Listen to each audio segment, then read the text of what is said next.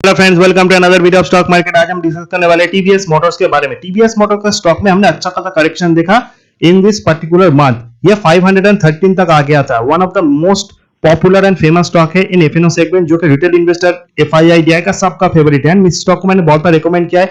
After my recommendation 580 से 650 तक भी गया, बट वहां से ड्यू टू मार्केट करेक्शन इसने पार्टिसिपेट किया। फॉर्मूला वही है जो कि फोर व्हीलर कंपनीज के साथ है।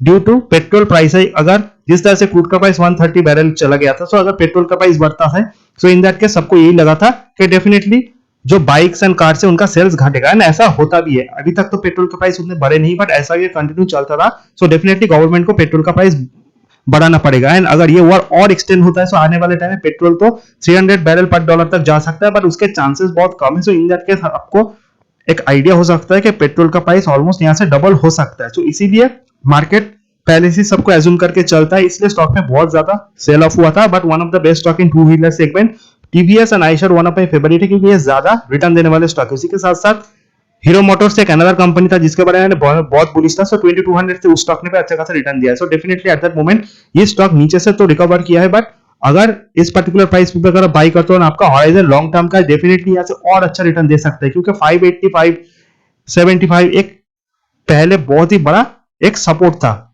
इसके ऊपर क्लोजिंग देता है, सो 600 क्रॉस करके ये डेफिनेटली ऊपर तक जाएगा, क्योंकि इसका 52 जो हाई है वो 800 है। As you can see stock का जो 52 हाई एंड लो है उसको आप देख सकते हो, 495 एंड 830। रिसेंटली इसने 513 को भी टच किया है। सो डेफिनेटली यहां से ऑलमोस्ट 700 750 800 तक जा सकता है। थोड़ा टाइम लगेगा, बट जब सब कुछ नॉर्मल हो जाएगा, अगर पेट्रोल का प्राइस बढ़ता नहीं है, यहाँ पे स्टेबल रहता है, आने वाले टाइम में गवर्नमेंट अगर और थोड़ा एक्साइज टू कट करते, सो डेफिनेटली टू व्हीलर का सेल्स बहुत बढ़ेगा। एंड सेकंड आता है मेटल प्राइस इंक्रीज, क्योंकि जो टू व्हीलर है उसमें भी हम मेटल का यूज होते हुए देखते हैं। सो डेफिनेटली मेटल का प्राइस बढ़ने के कारण इनको जो अपने प्राइस को हाइक करना पड़ता है। सो डेफिनेटली प्राइस हाइक का भी एक इंपैक्ट पड़ता है, क्योंकि मार्केट में बहुत सारे कंपटीशन है। सो डेफिनेटली अगर ये पूरा कॉस्ट कस्टमर को पास ऑन नहीं कर पाते, तो मार्जिन पे प्रेशर रहता है, प्रॉफिटेबिलिटी घटता है। सो डेफिनेटली फिर से अगर ये स्टॉक किसी भी कारण आपको 500 के रेंज पे मिले, डेफिनेटली आंख बंद करके आपको बाई करना है, थोड़ा होल्ड करना है, पेशेंस के साथ आपको रिटर्न मिलेगा। लॉन्ग टर्म इन्वेस्टर यहाँ पे बाई कर सकते हो, but wait and watch. Crude का प्राइस जिस दिन घटेगा, डेफिनेटली आपको बहुत अच्छा बाइंग देखने को मिलेगा। सारे ऑटोमोबाइल कंपनीज में टीवीएस मोटर्स को आपको रडार में सबसे पहले रखना है। अगर हम इस स्टॉक के प्राइस टू अर्निंग देखा, 35 का प्राइस टू अर्निंग का मुझे बहुत ही अट्रैक्टिव लगता है। Market cap 27,631 crore. अपाची का न्यू मॉडल इन्होंने लॉन्च किया है, एंड उसी के साथ स्कूटर में जुपिटर हो या फिर एंटॉक, इनका भी अच्छा खासा सेल्स जनरेट हो जाता है। अगर हमका टेक्निकल एनालिसिस करें, टेक्निकल में सबसे इंपॉर्टेंट है RSI and MFI, relative strength index and money flow index, जो शॉर्ट टर्म में किसी स्टॉक के मूवमेंट को बताता है। 70 के ऊपर स्टॉक ओवरबॉट होता है, 30 के नीचे ओवरसोल्ड। आरएसआई एमएफआई में इसका स्कोर है 43 एंड 41, यानी ओवरबॉट एंड ओवरसोल्ड जोन के बीच में है, क्योंकि बहुत करेक्ट हो चुका था, वहां से तो बाउंस बैक दिखा है। बट फिर भी अगर आप इस स्टॉक का 1 मंथ हाई देखोगे, वह 681, 1 मंथ हो 513। सो अभी भी अपनी 1 मंथ हाई से स्टॉक 100 रुपीज नीचे। अगर आप इसको परसेंटेज में कैलकुलेट करो तो 16 to 17% मंथ है। सो यहां तक तो स्टॉक फिर भी जा सकता है इन लेस देन 1 मंथ, अगर सब कुछ नॉर्मल होता है तो। 3 मंथ हाई है 708, 6 मंथ हाई है 814। So as you can see stock at that moment below 600 मुझे तो बहुत ही अट्रैक्टिव लगता है। रिसेंट करेक्शन में मैंने भी 520 के लिए स्टॉक को बाय किया। मेरा जो टारगेट है वो लॉन्ग टर्म का है। मैं डेफिनेटली नेक्स्ट 2-3 साल तक स्टॉक को नहीं बेचने वाला। आफ्टर दैट क्या रिटर्न मिलता है देखा जाएगा। अगर हम स्टॉक का 100 to 200 simple expression moving average देखें, तो स्टॉक अपने सारे simple and explanation moving average के नीचे, जब कोई stock simple and explanation moving average के नीचे उसे हम बेयरिश कहते हैं। बट डेफिनेटली स्टॉक एक टीवीएस मोटर जो कि सिर्फ मार्केट सेंटीमेंट के ऊपर चलता है, यानी अगर मार्केट का सेंटीमेंट पॉजिटिव हुई अच्छा रिटर्न देगा। एंड क्रूड का प्राइस बढ़ना one of the most negative impact, क्योंकि बाइक में उतना मेटल का यूज नहीं होता जितना मेटल हम कार में यूज होते देखते हैं। तो डेफिनेटली मेटल प्राइस इंक्रीज का इतना बड़ा इंपैक्ट नहीं पड़ेगा जितना क्रूड प्राइस का बढ़ना इनके लिए बहुत ही नेगेटिव है। सो डेफिनेटली आने वाले टाइम में पेट्रोल डीजल का दाम जब बढ़ेगा, डेफिनेटली थोड़ा सेल ऑफ हम और देखेंगे।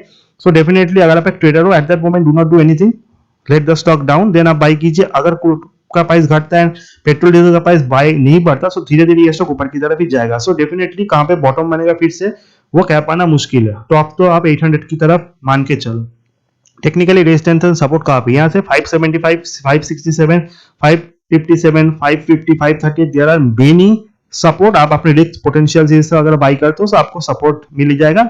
रेजिस्टेंस डेफिनेटली 600, 612, क्योंकि 613 इसका 200 एक्सप्रेशन मूविंग एवरेज है। ऑल्दो ये स्टॉक बहुत ही बढ़िया स्टॉक है, सो इसको तोड़ने में ज्यादा टाइम नहीं लगेगा। मेरा जो टारगेट है लॉन्ग टर्म का 800 है, एंड इन दिस पर्टिकुलर ये टारगेट अगर आ जाए, सब कुछ नॉर्मल हो जाए, सो डेफिनेटली उसमें भी कोई शक नहीं है। अगर हम इसका फंडामेंटल एनालिसिस करें, so definitely as you can see automobile sector में जितने भी company two wheeler, Bajaj auto सबसे बड़ा है according to market cap, almost 99,000 crore का। देन आइशर आता है 62, Hero motor 46 crore, and TVS motor जो है 27,000 मार्केट करोड़ वाला कंपनी है।